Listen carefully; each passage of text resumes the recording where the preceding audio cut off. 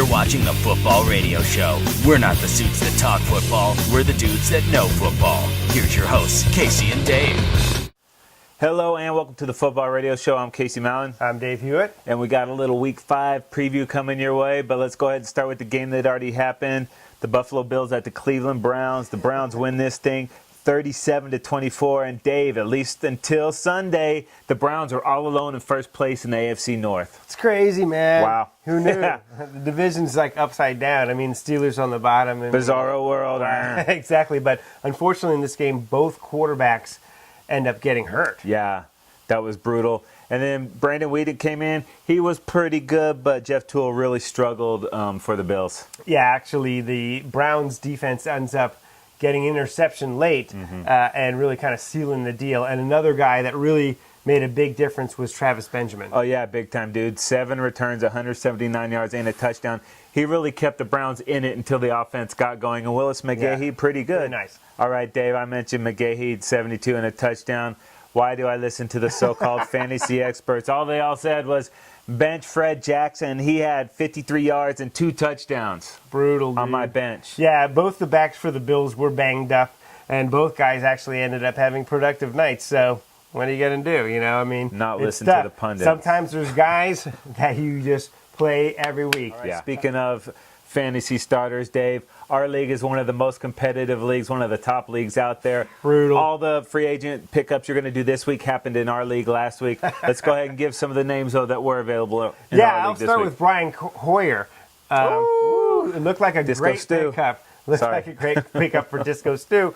But unfortunately, Hoyer gets injured early on the run and obviously did not achieve fantasy immortality. Yeah, sorry, Peyton Monty's a baller. All right, and a running back I've been talking about for a few weeks, LeGarrette Blount, dude. This guy is going to work his way to be the... Not a surprise because this guy was a 1,000-yard back in Tampa Bay. You know, there's other fantasy guys, Casey, as well, that you might be looking at. Yeah, if you have Adrian Peterson or Alfred Morris and they're on a bye this week, maybe pick up Rashard Jennings or Marcel Reese from the Raiders. Not guaranteed, but this late in the season, man, you're struggling to find a starting running back. These guys might be able to do it. And I picked up Jennings this week because I do have Adrian Peterson on him.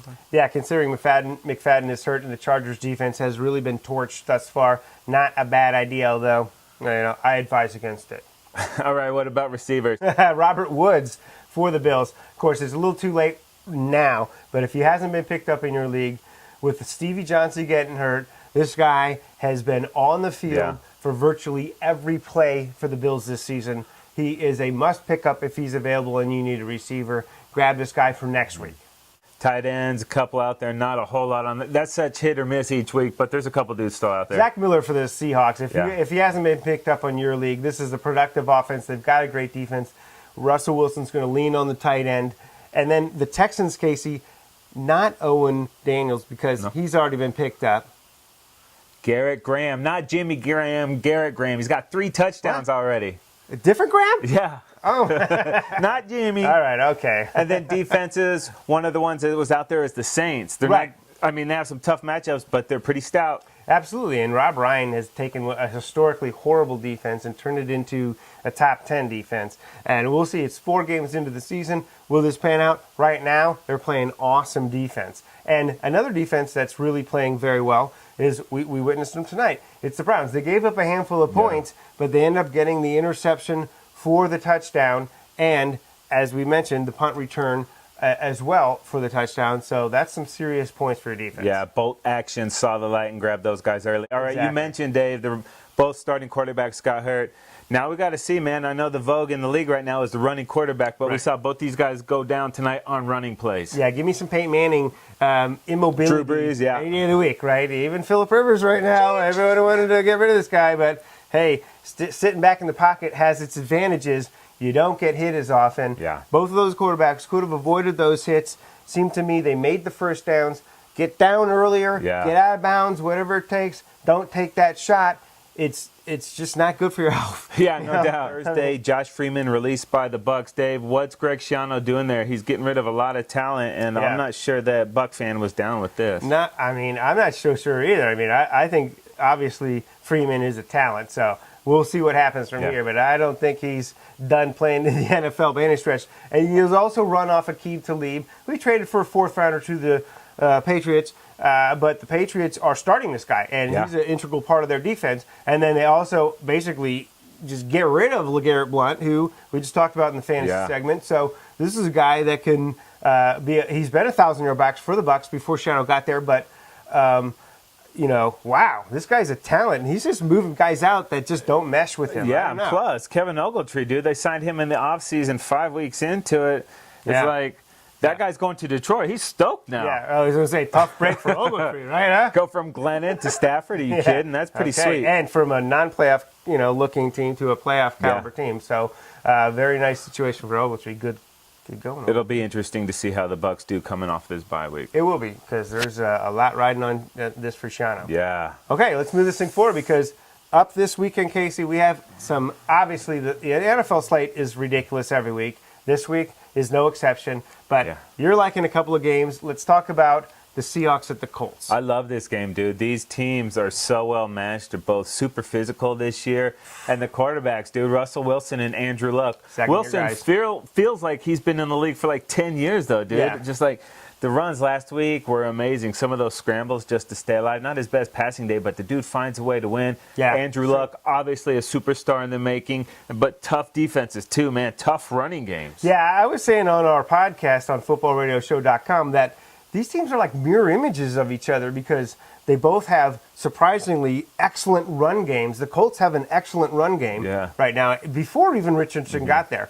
And they have solid physical defenses. We saw that when the Colts took care of business last week against the 49ers. So we're talking about two teams that have sort of a very similar blueprint, and we will see how they go against each other. This one's in Indianapolis, where the Colts are, a pretty solid team, and the Seahawks on the road, not as strong, but obviously it's going to be a great football game. All right, Dave, what are you looking forward to seeing this weekend? Well, that will be the Houston Texans at the San Francisco 49ers, Casey. Yeah. And this is another situation where we have two run teams that play great defense. I mean, both these teams are, strong physical teams, but the thing that's blowing my mind is the Houston Texans' overreaction. After 4 games, they want to kick the guy off the team, Matt Schaub. This is a guy that is... Dude, this guy has more wins as a starting Texans quarterback than all of their other QBs in team history combined, dude. Think about that. And you kick him off the team! Yeah, burn his jersey.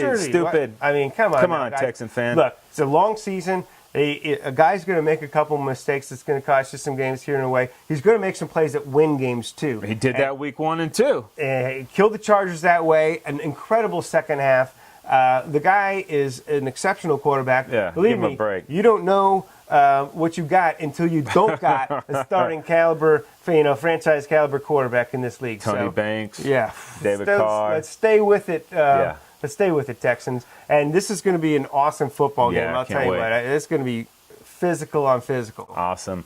And if you want more in-depth Week 5 previews, head to footballradioshow.com. We cover every game. We're not the suits that talk football. We're the dudes that know football. Footballradioshow.com.